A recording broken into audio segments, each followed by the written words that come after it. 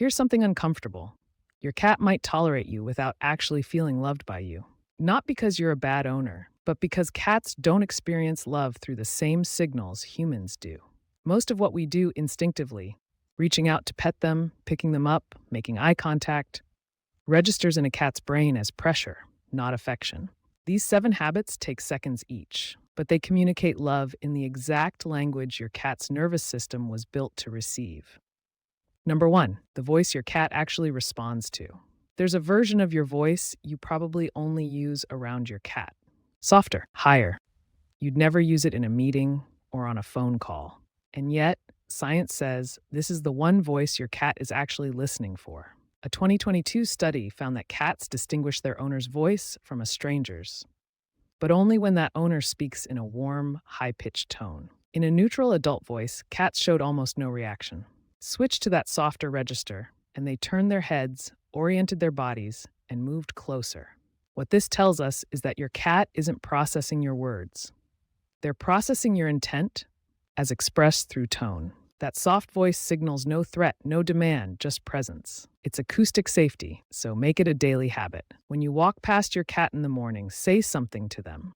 Anything. When you refill their bowl. When you catch them watching you from across the room. The words are irrelevant. The tone is everything. Gentle, that's the signal that says you belong with me. Number 2, the 3-second signal that builds trust faster than any treat. If your cat has ever stared at you and then slowly closed their eyes, they weren't drifting off. That was a deliberate message, and most owners miss it entirely. The slow blink is one of the most studied behaviors in feline communication. Research confirmed that when owners slow blinked at their cats, the cats were significantly more likely to slow blink back and move toward them. Even with strangers, the slow blink opened cats up. The effect was just strongest with familiar owners. Here's what makes this so important to understand. In cat body language, a hard, unblinking stare signals a challenge. It's confrontational. So if you're holding eye contact with your cat and not softening it, even lovingly, even while smiling, your cat may be reading dominance, not warmth. The fix is 3 seconds. When your cat meets your gaze, let your eyes soften. Drop your lids slowly, hold for just a beat, then open again. That gesture translates in their language to, I see you, I'm not a threat, we're okay. When they blink back, that's not coincidence. That's a response. That's your cat choosing to speak the same language back to you. Number 3, why your cat gets bored during playtime and what to do instead. Here's a scenario that plays out in millions of homes every day. An owner pulls out a toy, waves it around for a minute, the cat glances at it and walks away, and the owner concludes, my cat just doesn't like to play. That's not what happened. What happened is the toy failed to trigger the predator sequence. Cats are neurologically wired to hunt. Their brains expect a specific arc: detect, stalk, pursue, capture. When a toy moves in predictable, repetitive patterns, same speed, same direction, same height, it skips steps 2 and 3 entirely. There's nothing to stalk because the prey isn't behaving like prey. Real prey moves away from the predator. It hides, it freezes, it makes sudden, unpredictable dashes. To activate your cat's full engagement, your toy needs to do the same. Drag it behind furniture, let it disappear around a corner and go still. Then have it burst out unexpectedly. Watch your cat's body language shift. Low crouch, wide pupils, weight shifting to their back legs. That's the switch flipping. The deeper benefit here is less talked about. Cats who regularly complete a real predatory sequence are measurably calmer, less anxious, and more socially bonded to the person who facilitates it. You're not just entertaining them, you're becoming the source of one of their most fundamental drives being fulfilled. That creates a bond that toys alone never could. 5 to 10 minutes daily, but they have to be real minutes, not going through the motions. Number 4, the counterintuitive bonding habit. Every cat owner has felt this at some point. You're sitting quietly, your cat is across the room, and you feel like you should be doing something. Calling them over, offering a treat, initiating something. But the impulse to constantly initiate is actually one of the things keeping the distance in place. In feline social structure, shared space without demand is the bond. Wildcats who trust each other rest nearby. They don't groom constantly or seek interaction. They simply coexist, and that peaceful proximity signals deep safety. When you sit near your cat and do absolutely nothing, No reaching, no calling, no expectation. You're communicating something their nervous system recognizes.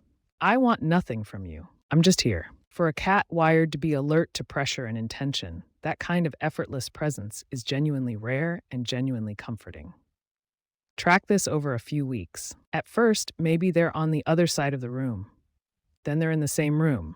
Then the same couch. Then pressing against your leg without you having moved an inch. That progression isn't random. It's a cat's version of saying, I chose you. And in cat terms, being chosen, not trained, not lured, but chosen, is the highest expression of trust they have to offer.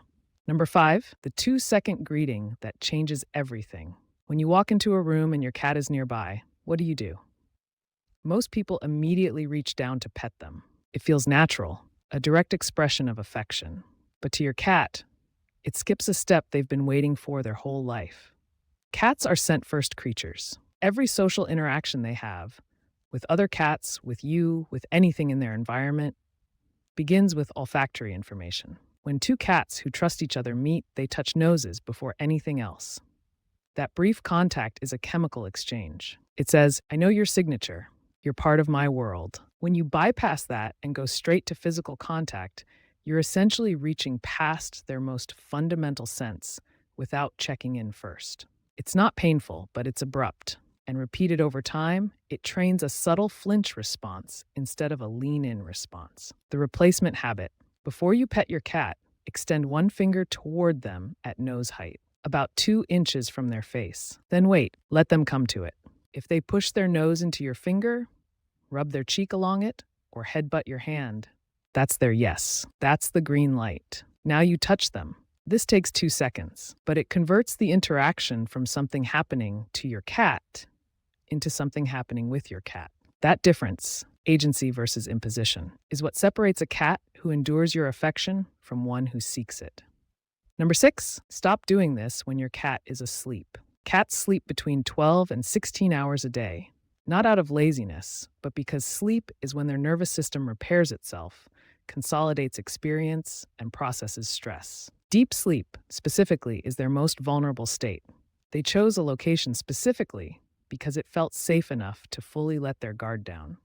When you interrupt that, especially by lifting them without warning, their body registers it as a threat event before their brain catches up. Heart rate spikes, claws extend reflexively. Even if they relax into your arms moments later, the location registered as unsafe. Repeat this enough times and you'll notice your cat migrating to harder to reach spots. Underbeds, on top of wardrobes, behind furniture, that's not your cat being antisocial. That's your cat protecting their most vulnerable moments from being disturbed, including by you. The habit here is the simplest one on this list. When your cat is sleeping, leave them there. Walk past. Let them be undisturbed. That act of restraint communicates something profound.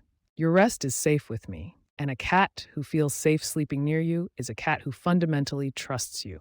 Number 7, the one spot on their body that triggers a chemical bond.